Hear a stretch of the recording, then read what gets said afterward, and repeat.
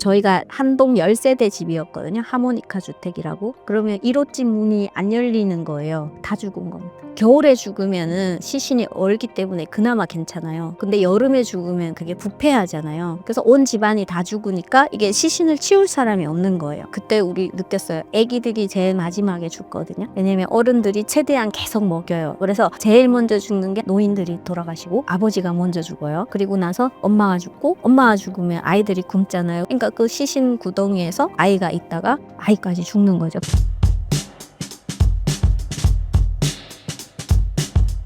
아우지에서 생활은 어떠셨나요? 네, 아우지 탄광은 여러분들 속에서 되게 많이 궁금해하시는 곳이에요. 저도 놀랬거든요. 왜냐면은 평양 출신입니다 하는 것보다 아오지에서 왔어요 하면 더 놀래시더라고요. 아오지? 말을 이런 반응을 주셔가지고, 그리고 어느 날 검색어에 아오지 탄광이 올라온 거예요. 거의 상단에 1, 2등을 막 다퉜던 것 같아요. 그래서 와, 이게 전 눈을 막 의심하고 그거 막 찍어놨어요. 이거 아오지 탄광 검색어 1위에 올라온 거라고. 그랬는데 왜 올라왔냐면 북한 축구팀이 우리나라에 온 거예요. 아니, 남한에 왔는데 남한 축구팀하고 해서 지면은 아오지 탄광 가냐 안 가냐 이것 때문에 그게 올라온 것 같더라고요. 그 정도로 뭔가 잘못하면은 가는 것이 아오지 이런 의미가 되게 많거든요. 근데 아오지가 굉장히 여기에 상징적인 의미를 가진 거에 대해서는 저도 좀 이해하기가 어려운 부분이 있어요. 왜냐면 그 아오지 지역뿐만 아니라 그 주변이 다 석탄 캐는 데거든요. 그리고 실제로 국군 포로나 뭐 우영병 이런 남한 출신 분들이 아오지 탄광만 정착한 게 아니에요. 그 주변에 다 나눠서 정착이 됐거든요. 근데 굳이 유독 아오지만 이렇게 했다는 거에 대해서 그런 거 있잖아요. 다 똑같아도 그중에 한 명이 기억에 남는 것처럼 그 지역에 대한 좀 그런 게 있었던 것 같아요. 근데 이 아오지라는 뜻이 "아 오지 말라." 그런 의미도 내포되고 있습니다. 그래서 북한 지역에서도 아오지 탄광에 가는 거는 뭔가 정치범에 버금가는 잘못을 했을 때 가는 곳, 네, 이런 식으로 인지가 되어 있고, 그리고 남한에서도 아오지 탄광에는 그런 사람들이 간다고 좀 소문이 난 것 같고, 그리고 이 아오지라는 지명 자체가 여진족 말이라고 해요. 여진족 말로 불 붙는 돌이라는 뜻이라는 거죠. 그러면 불 붙는 돌이면 석탄이잖아요. 그러니까 그때부터 이게 쭉 내려오던 곳이었고, 이게 해령 원성과 함께 예전에, 그러니까 북방로 막 진출하고 뭐 고려나 뭐 거란 이 시기에 거기가 성이 있었던 것 같아요. 국경이 뚫리면 거기서 두 번째 방어선 같은 곳이었던 것 같아요. 그래서 그런 의미가 있고, 그리고 일제 시대 때는 정말로 징병으로 끌려오신 사람들이 거기 석탄을 캤어요. 그래서 제가 살던 집이 일제 징병 시기에 지은 집이라고 하거든요. 빨간색 벽돌 있잖아요. 그런 걸로 지은 집인데 하모니카 주택이라고, 그때 징병으로 끌려오신 분들이 그 한 칸 한 칸 이렇게 강제로 수용하면서 살으신 곳이라는 거죠. 그리고 1950년 전쟁이 일어나서 53년에 전쟁이 끝났잖아요. 그 3년간은 거기가 정치범 수용소로 정말로 쓰였대요. 그래서 그 국군 포로나 이런 분들을 거기다 다 가둔 거죠. 가뒀다가 해방이 되면서 거기 있으신 분들을 그냥 신분을 세탁하는 방식으로 해 가지고 계속 아오지 탄광에서 일을 시킨 거죠. 그리고 또 저쪽에서 오는 포로병들도 다 해서 그쪽으로 했고요. 근데 그런 이유가 해령은 정말 국경이거든요. 그럼 국경 지역에서 도망가기 쉽잖아요. 그러니까 그쪽에는 좀 덜 배치를 했고 쪼끔 안쪽, 그러니까 여기는 도망가기도 좀 아쉽고 감시하기도 좀 괜찮은 고런 지역이었던 것 같습니다. 그래서 그 아오지 지역이 북한 전역에서는 그렇게 막 너무 가난하고 못 살고 뭐 막 너무 어려운 곳 뭐 이런 것으로 인지는 되어 있지 않고요. 오히려 뭐 그 주변에 샛별, 온성, 뭐 해령 그 지역 그냥 비슷비슷하게 다 살았거든요. 그러다가 나중에 인제 라진 선봉시가 딱 들어와요. 개발 특구가 이제 운덕 옆이거든요. 그래서 오히려 그 라진 선봉시에 드나드는 사람들이 많아지면서 운덕은 샛별이나 온성보다는 조금 더, 예, 먹고 사는데 유리한 지점에 올라선 적도 있어서 그 아오지에 대한 그런 것들이 저도 지금 미스터리한 것 같아요. 그렇게 기억되고 있다는. 근데 저한테는 나쁘진 않죠. 그리고 저도 지금 유튜브 채널명을 아오지 누나로 하고 있는데 그거 하나만으로 되게 많은 관심을 받은 것 같아요, 그 지명에 대해서. 그래서 제가 태어난 곳에 대해서 한 번도 자랑스러워해 본 적이 없는데 한국에 와서는 제가 이 아오지 지명을 써먹을지는 진짜 몰랐어요. 그래서 제가 사실 정치외교학과를 나왔거든요, 학교를. 네, 대학교에 면접에 가서 이렇게 말했어요. 완전히 연기백배 가지고 제가 아오지 군의 군수가 되고 싶습니다. 이렇게 했거든요. 그래서 내가 태어난 제일 가난한 군이라고 인지되는 아오지를 제일 잘 사는 군으로 만들고 싶은 그런 정치인이 되고 싶습니다 해서 거기 면접관 분들이 좀 감동하시는 눈치였거든요. 그래서 그때부터 어쩌면 아오지에 대해서 더 애착을 느끼게 된 것 같아요. 그리고 나서 인제 아오지에 대한 어떤 이런 것들이 나오면은 제가 주인공이 된 그런 느낌도 좀 있고, 그리고 그런데 '앞으로도 좀 더 관심을 가지겠다.' 그런 생각 가지고 있습니다. 아오지에서의 생활과 배급 시스템은 어떤 특징이 있고 90년대 아오지의 인구 감소와 식량난은 어떤 변화를 겪었나요? 아오지는 사실 지금 앞에서도 계속 말씀드렸지만 탄광이 많은 곳이잖아요. 그래서 거의 한 70~80%가 탄광 종사자입니다. 탄광에 종사했고요. 그리고 탄맥이 되게 길게 분포되어 있기 때문에 탄광이 하나만 있지 않았어요. 그래서 뭐 오봉탄광, 해암갱, 그다음에 뭐 학송갱, 청영갱 이런 식으로 갱이 나눠져 있고요. 그리고 아오지 탄광, 그리고 또 나가면은 거기에 붙은 또 화학 공장이 있었습니다. 그래서 7월 7일, 1월 7일, 1월 20일 이런 식으로 굉장히 많은 그런 공장들이 그 석탄과 관련된 산업들이 발전되어 있는 곳이거든요. 그리고 7월 7일, 1월 20일, 1월 7일 같은 경우는 군수품 공장으로 분류가 됐어요. 그래서 왜 그러냐면은 러시아 기술력으로 만든 공장들인데 석탄을 주 원료로 하는 겁니다. 그래서 석탄을 가져다가 석탄에서 메탄올이라는, 메탄올 많이 들어보셨죠? 에틸알코올이랑 비슷한 휘발성이 있는 물질인데 그런 거를 생산을 하면 그걸 다시 1월 20일이나 7월 7일 공장에 보내서 비료라는 질환 비료라고 해서 비료 같은 걸 만듭니다. 그리고 거기서 또 아모니아를 채취하고 뭐 이런 화학 공정이 있게 되면서 1월 20일로 넘어가면은 헥소겐이라는 화학 폭발 물질을 만들었는데 그게 북한에는 유일한 공장이었대요. 그래서 김일성, 김정일 다 다녀간 곳이고요. 근데 그 유일한 공장이 왜 아오지에 있는지는 저도 잘 모르겠지만 석탄이 많기 때문에 그랬던 것 같아요. 그래서 그런 공장이 줄비에 있기 때문에 주변의 사람들은 다 그와 관련된 일을 했고요. 그리고 배급 제도가 잘 작동됐던 89년 이전에는 아오지 지역 사람들이 타 지역에 비해서 훨씬 먹고 살기 쉬웠어요. 왜냐면은 북한에는 의사나 변호사, 교사보다 탄광 노동자가 월급이나 배급을 더 많이 줬거든요. 예. 그런 것 때문에 다 탄광 노동자가 되고 싶어 할 정도로 그던 시기도 있었어요. 그래서 저희 엄마랑도 아빠랑도 졸업해서 대학교 같은 데 안 가고요. 바로 석탄 캐는 데로 진출을 한 겁니다. 왜냐면 돈도 많이 주지, 배급도 많이 주지, 그리고 거기에 대해서 충성도가 높다고 또 계속 북한에서 이런 교양적인 방송도 하고 하니까 그런 데 관심을 많이 갖고 청년들이 그쪽으로 갔죠. 그래서 붐을 일으킨 시대가 있었어요. 그게 아마 80년대 초반부터 중반까지의 이야기고요.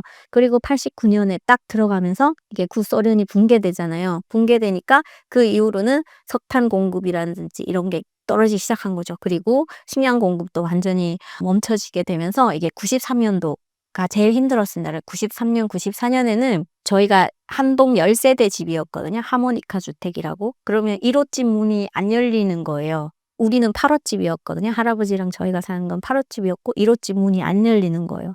다 죽은 겁니다. 그래서 겨울에 죽으면은 시신이 얼기 때문에 그나마 괜찮아요. 근데 여름에 죽으면 그게 부패하잖아요. 그래서 온 집안이 다 죽으니까 이게 시신을 치울 사람이 없는 거예요. 근데 그때 우리 느꼈어요. 아기들이 제일 마지막에 죽거든요. 왜냐면 어른들이 최대한 계속 먹여요, 자기는 죽어도. 그래서 제일 먼저 죽는 게 할아버지, 할머니, 노인들이 돌아가시고 그다음에 인제 아버지가 먼저 죽어요. 남자가 더 빨리 죽더라고요. 그리고 나서 여성 엄마가 죽고, 엄마가 죽으면 아이들이 굶잖아요. 근데 그 주변 사람들이 다 굶으니까 남의 집을 신경 쓸 사이가 없거든요. 그러니까 그 시신 구덩이에서 아이가 있다가 아이까지 죽는 거죠. 그럼 아이만 나와서 문을 열고 닫을 때도 있어요. 근데 들여다볼 수가 없죠. 우리 집도 죽어가는데 누굴 볼 수 있겠어요. 근데 더는 문 안 열린다 그러면 다 죽은 거죠. 그래서 우리 동네에도 그 1 호집 그렇게 문이 안 열려서 다 죽었고, 그다음 2 호집도 거의 그렇게 해서 죽었어요. 그리고 3 호집은 어디 갔는지 다 없어졌고 막 이런 식이었거든요. 그래서 10세대가 있었는데 그중에 남은 게 뭐 5세대도 안 될 정도로 이렇게 남았었어요. 그러니까 93년, 94년, 95년, 96년, 97년, 98년까지 이렇게 한 4년에서 5년간은 거의 죽는 걸 매일 볼 수 있었어요. 그래서 제가 그때 근무하던 곳이 최신소라는 그래도 좀 정보를 접할 수 있는 곳이었기 때문에 군당에 있는 간부들하고 대화를 하는 과정이 있었어요. 그러니까 우리는 뭐 아우지에 몇 명이 사는지 이런 것도 잘 모르잖아요. 여기처럼 뭐 통계청에서 막 발표하는 것도 아니기 때문에 모른단 말이에요. 근데 그 간부들은 그 숫자를 보잖아요. 그래서 탁 얘기하는 거죠. 원래 아우지 인구가 93년 이전에 10만이었답니다. 근데 한개군이 10만이면 정말 많은 거거든요. 왜냐면은 예전에 하천군 인구가 뭐 12,000명인가 된다고 하더라고요. 그래서 그때 탈북자가 15,000명이 왔을 때 하천군 인구만큼 왔다고 말했던 기억이 나거든요. 그러니까 3만이니까 이젠 2배가 온 거죠. 근데 10만이면 굉장히 많은 인구였는데 5만으로 줄었다는 거예요. 4-5년 안에. 그러면 2명당 1명이 없어진 거잖아요. 그러면 그 1 호집처럼 다 죽은 집도 있고 아니면 3 호집처럼 모두 도망간 사람도 있고 그런 거예요. 그렇게 해서 그 시기에 살아남은 사람은 정말 강도, 도둑질 잘한 사람 이런 사람만 살아남아 남의 등 쳐먹는 사람 이런 사람만 살았거든요. 그래서 그런 사람들만 살게 된 게 바로 98년 그 시기였고요. 그리고 나서 이제 아오지가 그나마 먹는 거 해결된 게 공식적인 시장이 허용되게 됩니다. 그래서 모든 사람들이 물물 교환을 하게 되고 그 물물 교환을 하는 공급처가 라진 선봉시가 되는 거죠. 거기가 이렇게 개발 특구가 되면서 그쪽에서부터 이제 물물 교환을 이루게 되고 그래서 저 같은 경우도 아오지에서 이렇게 콩이나 옥수수를 한 20kg에서 30kg 메고 낑낑하고 가는 거예요. 그럼 여기서 예를 든다면 내가 10원에 1kg에 샀잖아요. 근데 라진 선봉시에 가면 15원에 팔 수 있어요. 5원을 붙여서 파는 거죠. 그러면 그 5원이 이윤을 남은 것으로 거기서 공업품을 또 사는 겁니다. 여기 그 아오지 지역에는 뭐 양말, 속옷 이런 게 없잖아요.